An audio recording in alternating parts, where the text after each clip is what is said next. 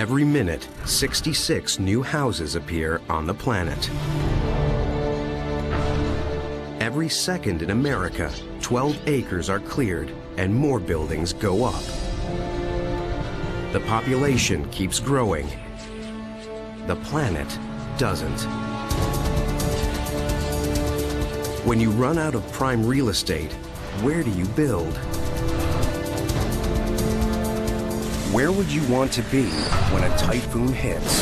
This will be the safest place in town. The world's tallest building and the 760-ton ball that keeps it standing. A tower that soars to the clouds and cleans the air. We have to think about how we use energy and maybe even how we make energy in a building like this. This building will actually make about 2/3 of its power. Inside the world's greenest skyscraper. And when dry land runs out, houses that float. This could be your next waterfront home. Tomorrow's shelter, here, today. Sooner than you think, you may be living in one.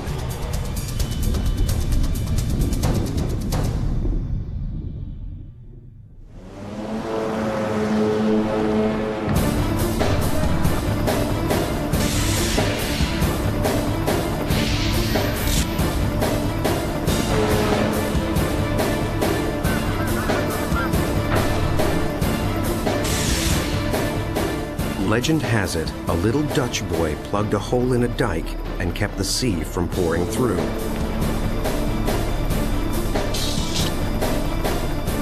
But no one can stop the sea from pouring over. In 1995, violent storms swamped Central Europe.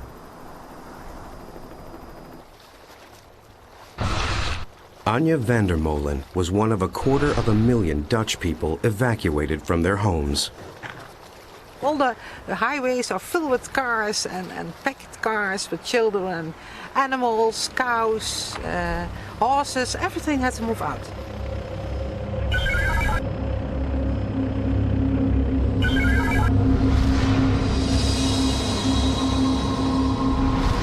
Of all the countries hit, the Netherlands was hit hardest. When the water receded, Anja returned to clean up, dry out, and worry. 2/3 of the Netherlands lies below sea level. No country is so imperiled by drowning. The possibility that Holland will be flooded in 100 years is red. It's a big fight. Who wins and who loses? Your life depends on it.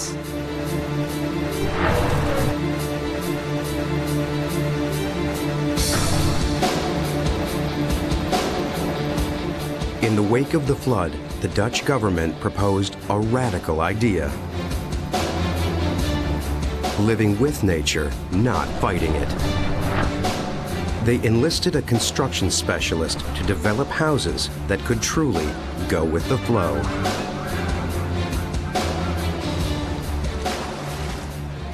Anja now lives in one.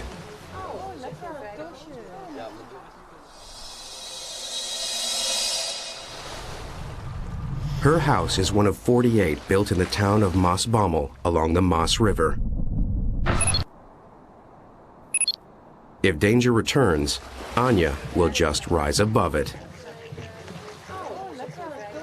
Her house is amphibious.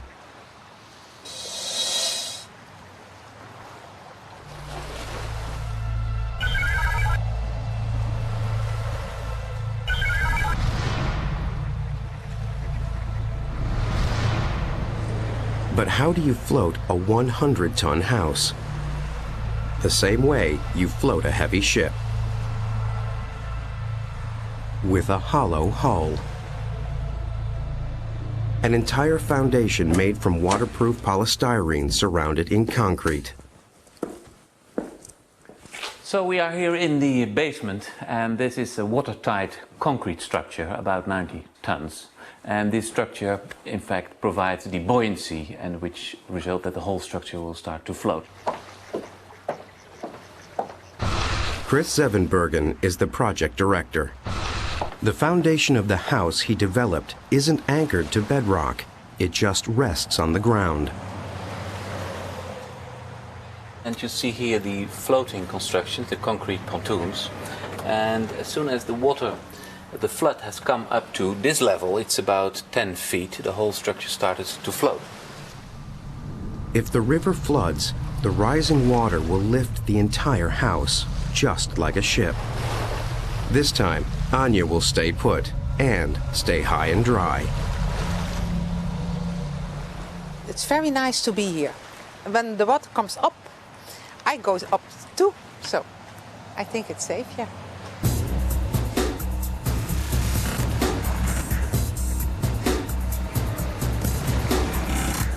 To keep it from floating away, the house is attached to 2 mooring poles at the front and back.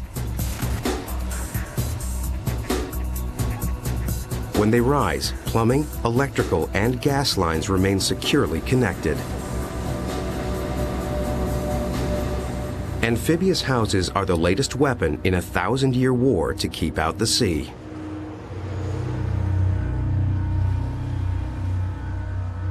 A saying goes, God created the world, but the Dutch created the Netherlands. They began by building earthen mounds for their homes and earthen levees to protect them.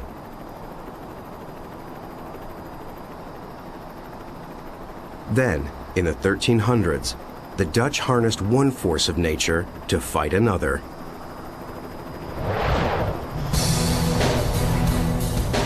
Wind versus water.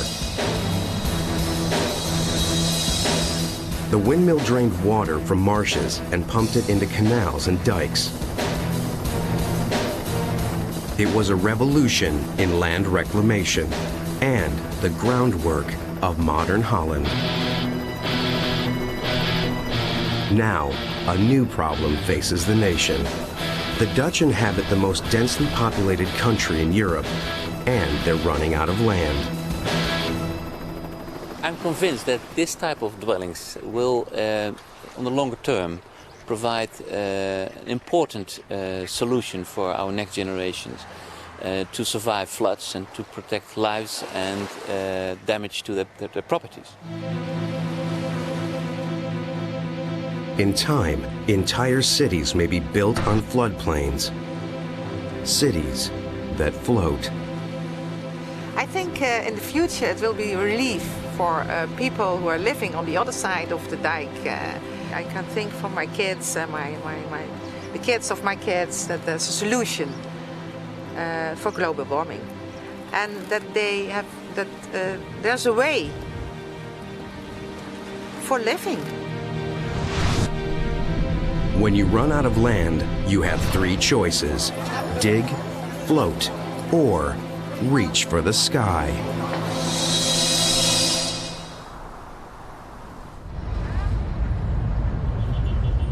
More than 3% of the world's land is covered by cities. Put together, they would create a megacity larger than India.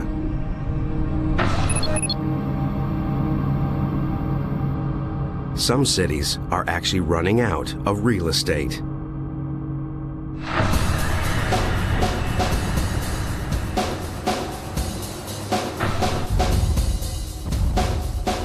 In the Taiwanese capital of Taipei, land is so scarce they have nowhere to go but up.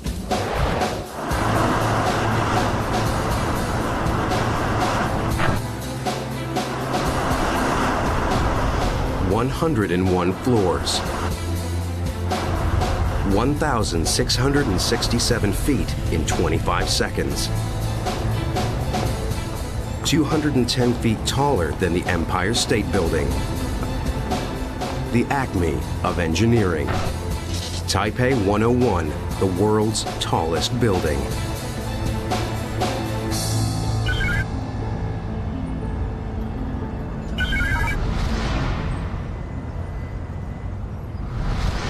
Well, I spent more than 7 years of my life, a great portion of that 7 years, in one building.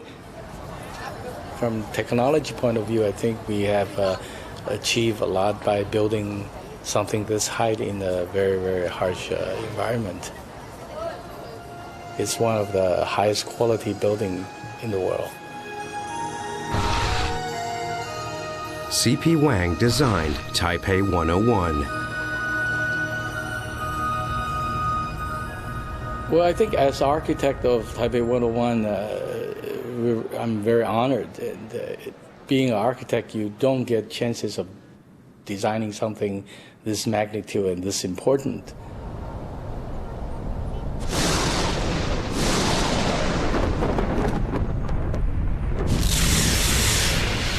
Or this defiant. Taipei 101 stands on one of the most tempestuous places on Earth.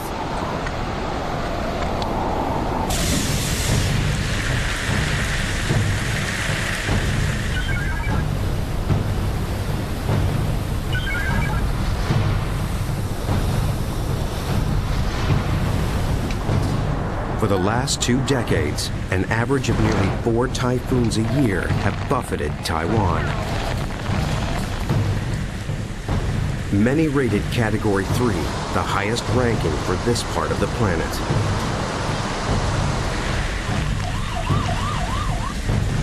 They produce winds above 200 miles an hour and storm surges that can swamp entire cities.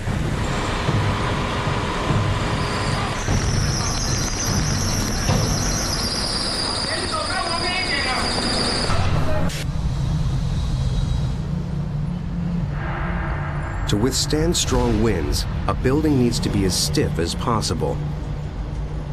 The tower's engineers defied both nature and tradition with a revolutionary design. Taipei 101 gets its strength from 8 mega columns,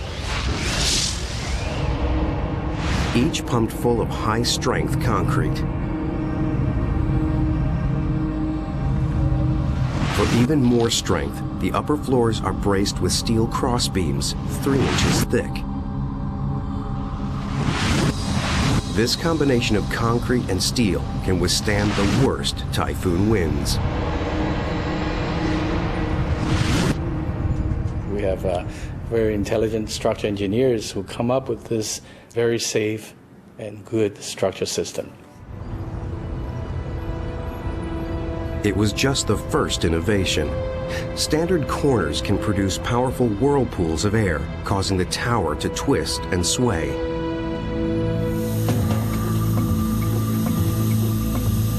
The engineers tested various designs in a wind tunnel under 150-mile-per-hour winds. The test produced another revolutionary solution.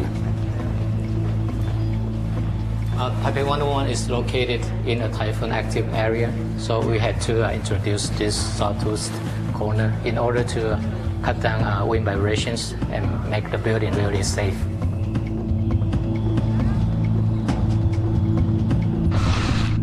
Shaw Shea is structural engineer of Taipei 101.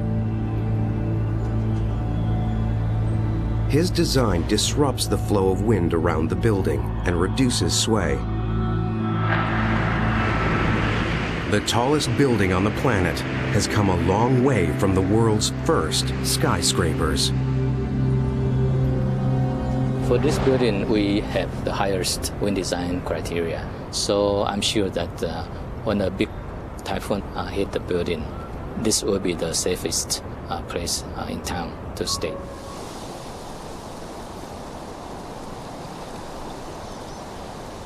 Two innovations made early skyscrapers possible: the elevator and an internal framework built entirely of steel. They changed the skyline forever.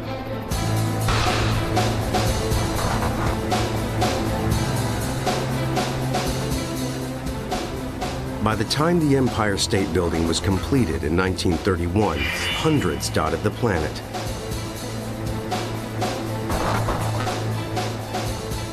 Today, more than 100,000. Line them up base to spire, and they'd stretch more than halfway around the world. But the higher they climb, the greater the problems. In high winds, a skyscraper's upper floors can sway enough to make tenants seasick. To make 101 inhabitable, the engineers produced another superlative: a giant counterweight, the largest in the world. This 730-ton steel ball hangs between the 88th and 92nd floors. As the tower starts to sway, inertia shifts the mammoth sphere in the opposite direction, canceling the building's movement. Together, these groundbreaking features make Taipei 101 one of the safest buildings on the planet.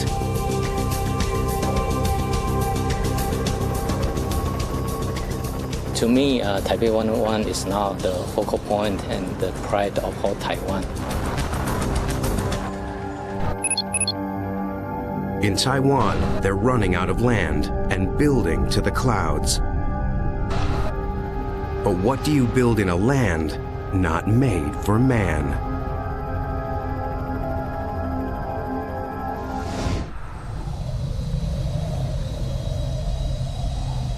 Imagine the Sahara and the Antarctic in the same place. The place exists. It's called Kazakhstan.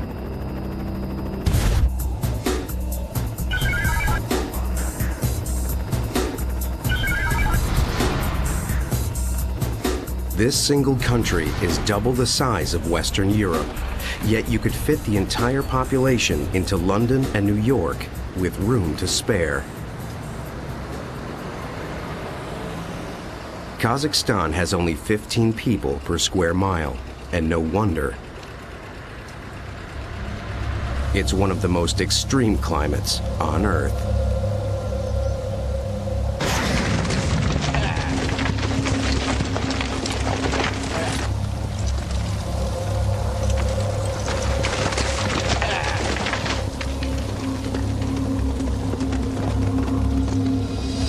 For centuries, this is what a Kazakh building looked like. One fraction the size of this.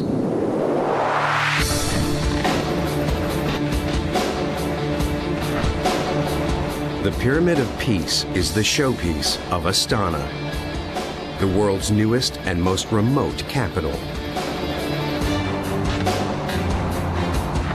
A 250-foot-high steel and glass monolith, harking back to the pyramids of ancient Egypt.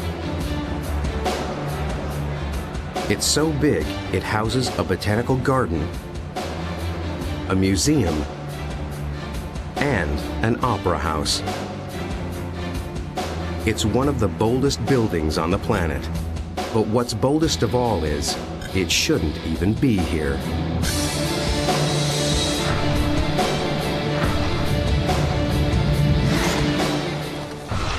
George Kaliris is a structural engineer hired by the building's celebrated architect, Norman Foster. Foster's projects are as big as they are daring. But this time, some thought Foster was going too far. No one had ever designed such a complex building in such an extreme environment.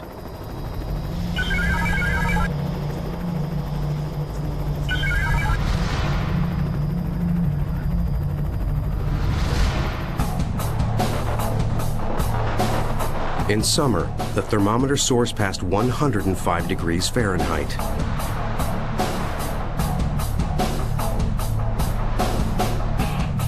At night, it drops to 35 degrees, a swing of nearly 70 degrees in 12 hours.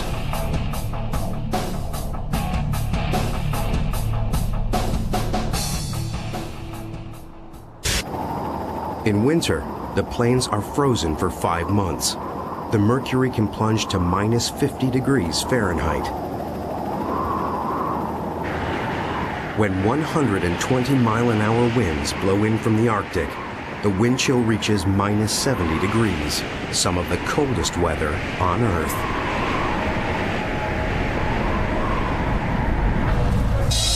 Conditions like these make it hard to build a simple house, let alone a giant pyramid.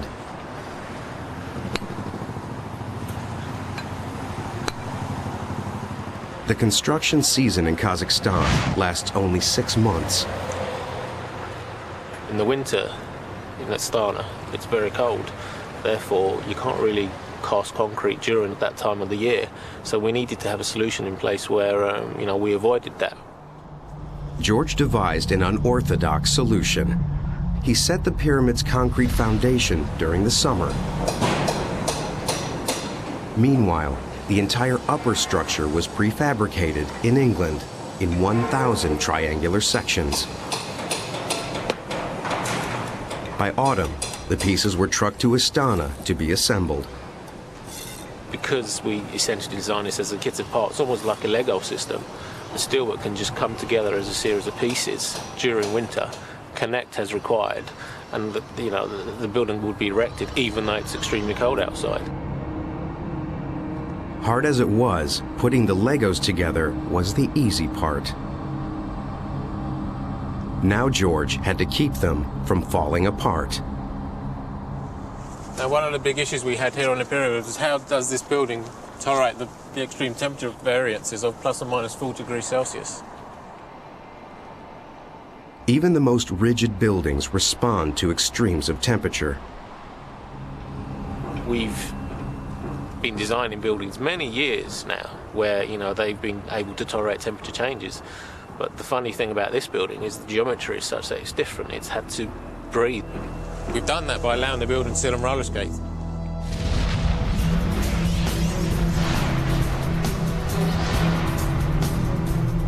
George did it by placing the pyramid's 40 columns on special interfaces known as slip bearings.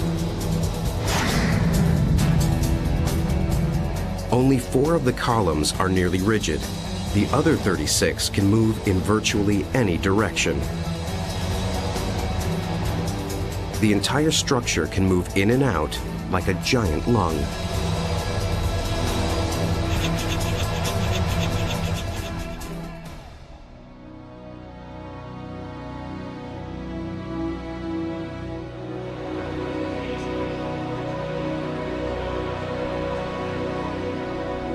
In September 2006, dignitaries from all over the world came to celebrate the pyramid's opening.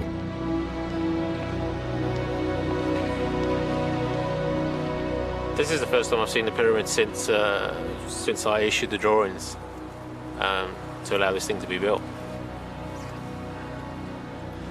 And actually, to be honest, I actually didn't think I'd see it. Kazakhstan isn't an easy place to get to, and it's not a place I thought I'd come. But here I am, and I must say, I'm really impressed, really impressed.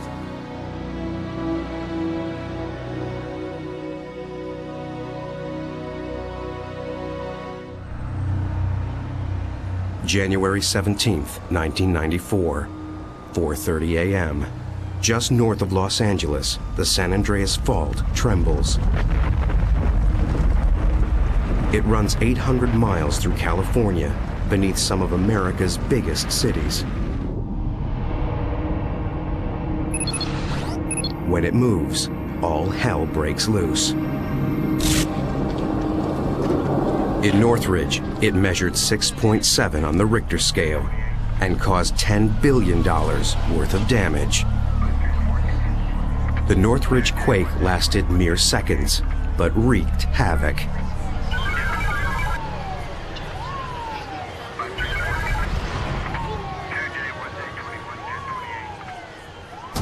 Within hours, teams of structural engineers began assessing the damage. Among them, LA building inspector Nick Della Quadri. It was important to us to understand why these buildings failed and what we could do to improve the type of construction and engineering behind these buildings. 99% of California's houses are made of wood. Because of their strength-to-weight ratio, they stand up to quakes better than any other dwelling. But over the last 100 years, earthquakes have destroyed thousands of wood homes.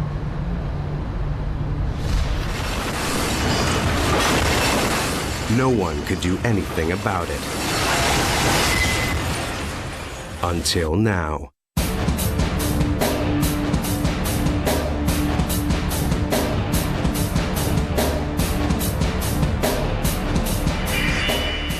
This is the Neeswood Project.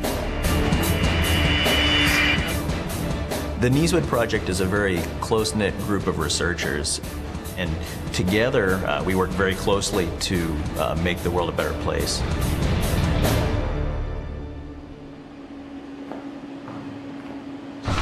John van der Lint is the principal investigator of the Network for Earthquake Engineering Simulation,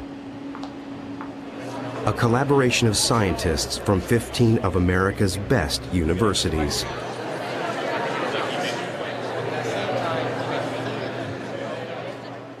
Using state-of-the-art hydraulics, they will subject this house to the awesome power of the 1994 Northridge quake. Most wood frame buildings, they're very strong and very safe buildings.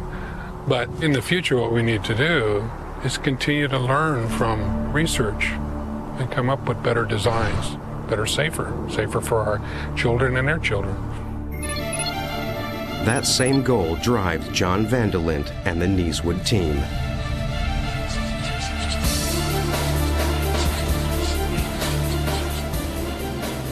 At the University of Buffalo, New York, they've built one of the biggest vibrating platforms in the country.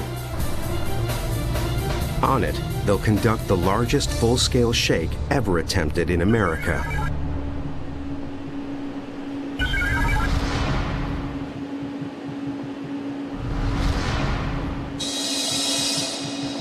The guinea pig is a typical home, built to California building codes and bolted firmly to 2 shake tables.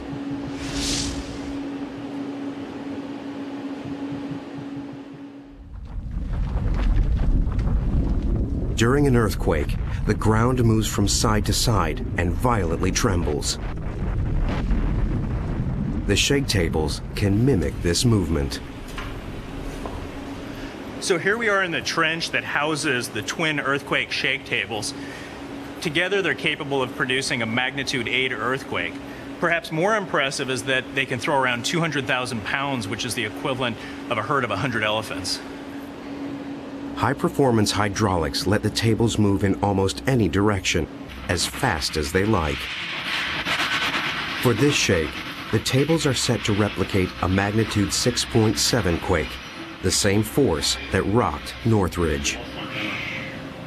The power of an earthquake is tremendous. You feel the ground move underneath you. It moves in three directions. The energy released is equivalent to hundreds, if not thousands, depending on the magnitude of atomic bomb blasts, and cause the earth to actually vibrate. To acquire as much data as possible on the effects of the shake, the team has fitted the house with more than 250 sensors and high-speed cameras.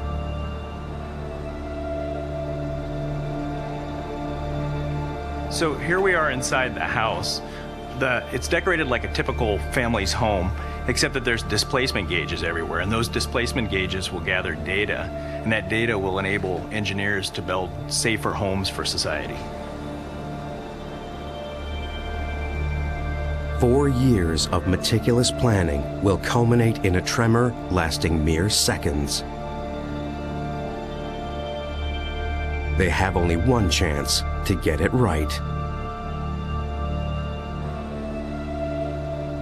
I think there'll be significant damage to the structure, and this could be perhaps one of the best data sets ever gathered on wood frame construction.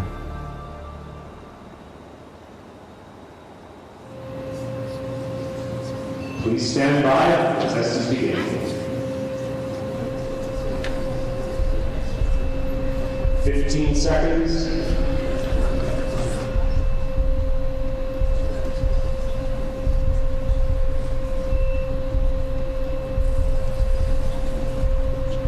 5, 4, 3, 2, 1.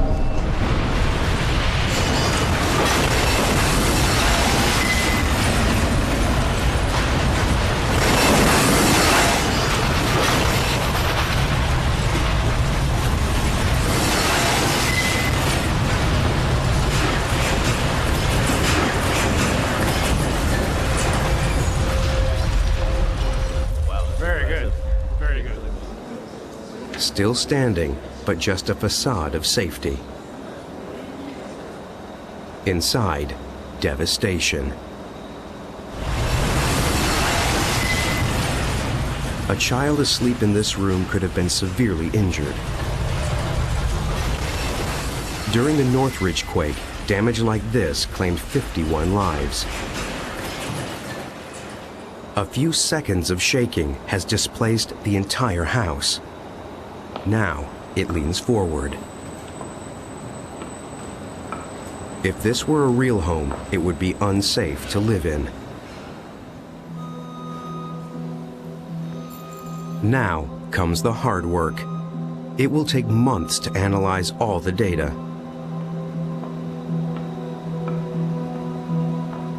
When they finish, they'll share the results with the world.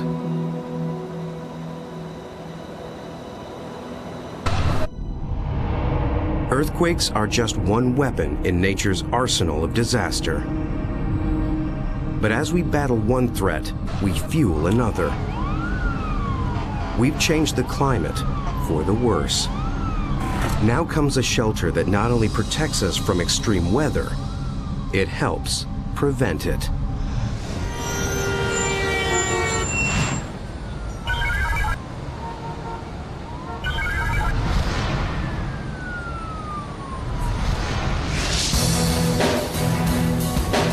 New York, world capital of the skyscraper, the most of any city, and every single one is polluting the planet. By burning fossil fuels for heating and cooling, all of Manhattan's skyscrapers produce CO2, a greenhouse gas that contributes to global warming.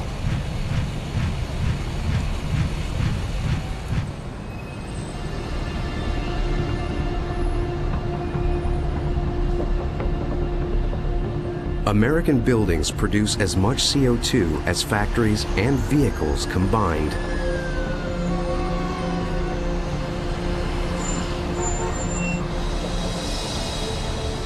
Every year, they churn out nearly half of America's CO2 output.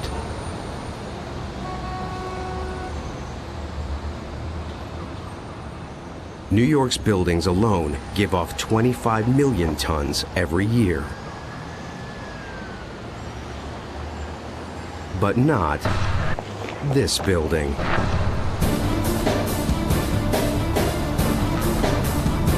This building is One Bryant Park. When it's finished, it will be the world's most environmentally friendly skyscraper. What I'm really passionate about this building is it's exploring a different way to build a building, a different way to think about the impact that a building like this has on the environment.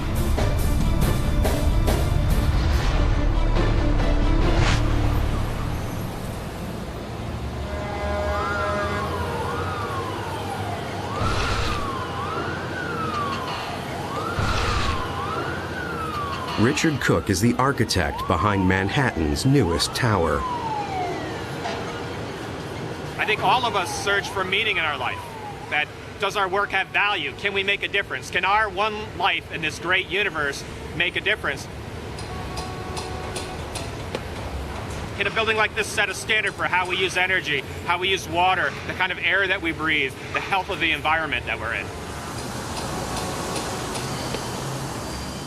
In every way, Cook has scaled new heights.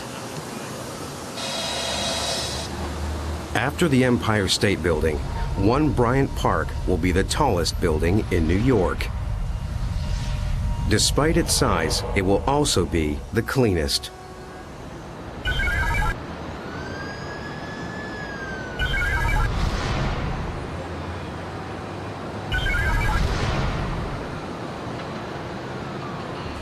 It will filter the air, and we can even think of One Bryant Park as a giant air filter for the city.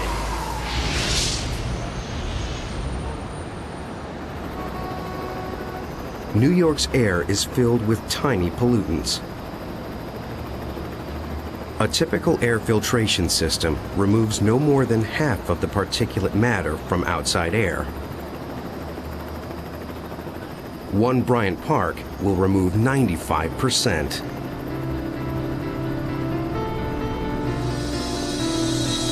Air will enter the building at an upper level, where filters will remove particles 1,000 times smaller than a flea.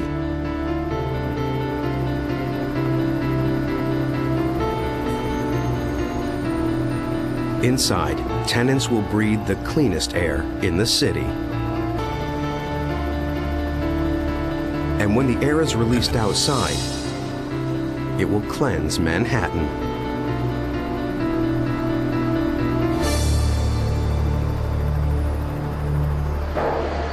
Cleaner air isn't the only innovation. The tower will also save power. As we design skyscrapers in the future, we have to think about how we use energy and maybe even how we make energy in a building like this. In 1 year, America's buildings consume more than 360 billion kilowatt hours of energy. Enough to power a single light bulb for 20 billion years. One Bryant Park will be different. This building will actually make about 2/3 of its power on site at almost 3 times the efficiency of the natural grid. And that cogeneration plant, it's called, is right over here, looking right down here on the 7th floor. During the day, the cogenerator will power lights and elevators. At night, it will make ice in the basement. When the ice melts, cold water will be piped through the air conditioning system, cooling the air.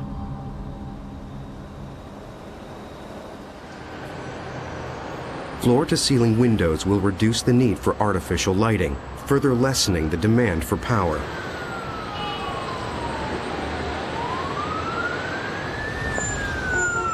Still, Cook wanted to do more. As New Yorkers, we really haven't thought of water as a precious resource. But as we think about these kind of buildings as being global citizens, we simply must think about water as a resource. So what did we do at One Bryant Park? We're collecting all the water that falls on the site, 48 inches of it, and storing it right here in what's called the core of the building.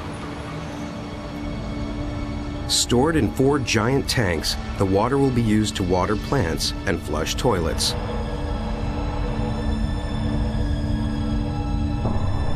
The tanks are placed throughout the tower, so less energy is needed to pump water to higher floors. Potentially, Cook will reduce the amount of water pumped into the building by 70%.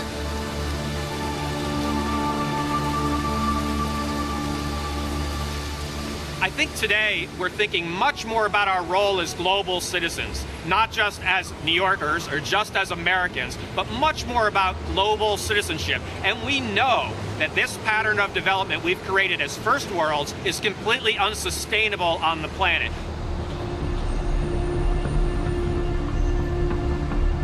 Imagine a building that cleans the air, saves water, makes power, and makes a statement.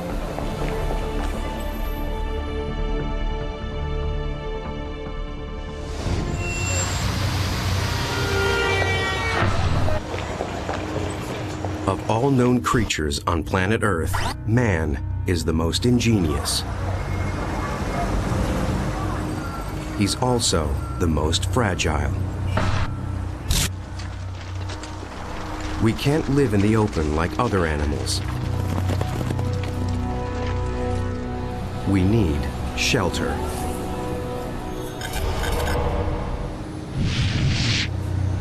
From the moment we started to build shelters, nature dictated where we put them.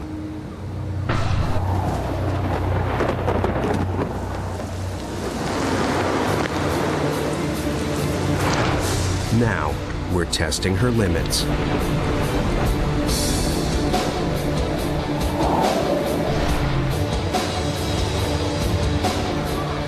Every second, 4 more humans join the planet.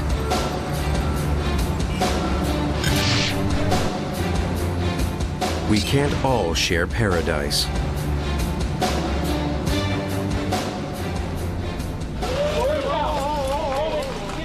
Some of us must live in earthquake zones, typhoon alleys, and floodplains. In the future, what we need to do is continue to learn and gain knowledge and do research and come up with better designs and understanding how to construct buildings that are safer.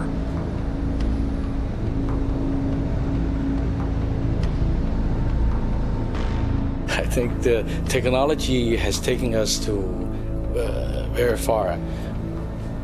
I think the sky is actually the limit.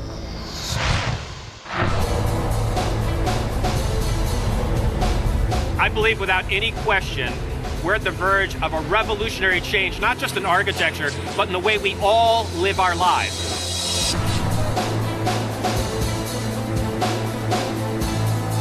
There's no right or wrong to engineering,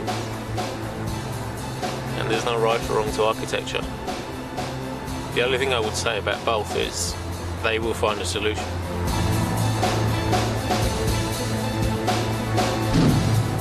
I believe without any question, we're at the verge of a revolutionary change, not just in architecture, but in the way we all live our lives.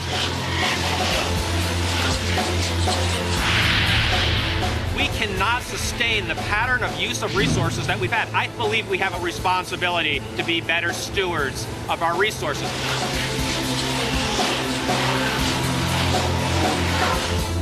I think it's important as humans and really almost guests here on planet Earth that we don't just live and take from it, but that we actually begin to work with the planet.